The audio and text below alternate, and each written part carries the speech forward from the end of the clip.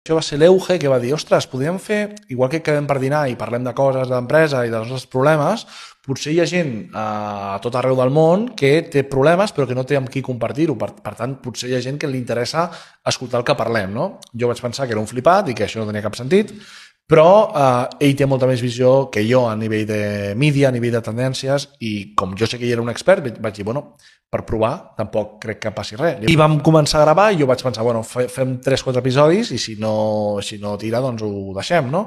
Però de cop i volta, clar, és cert que tenia Willy Rex, tenia Álvaro i tenia Euge a la taula, per molt malament que ho féssim, cert impacte tindria. I la idea és fer una conversa de bar, no? Quasi, és a dir, al final no som experts, parlem d'IA, d'ordinadors quàntics i de sense saber-ne. La gent el que em diu és, Marc, és que jo vull parlar de la meva startup, però els meus col·legues només parlen de futbol i de ties.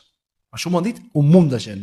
En canvi, quan us poso vosaltres, dic, ostres, tant de bo tingués col·legues com vosaltres amb els quals poder compartir les meves inquietuds, no? Llavors una mica és el concepte de la cinquena cadira, no? La quinta silla que hem creat de dir, escolta, és que tu ets part de la taula. La gent es troba molt sola quan està muntant el seu projecte, i això jo també ho he viscut, no?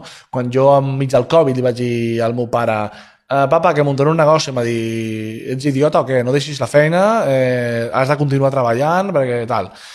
Clar, i li deia a un amic i em deia, uf, jo no ho faria, és un mal moment. Clar, mai vaig trobar al meu entorn ningú que em digués, escolta, fes-ho i et donaré consells de la meva experiència, no? Perquè al meu entorn no hi havia empresaris.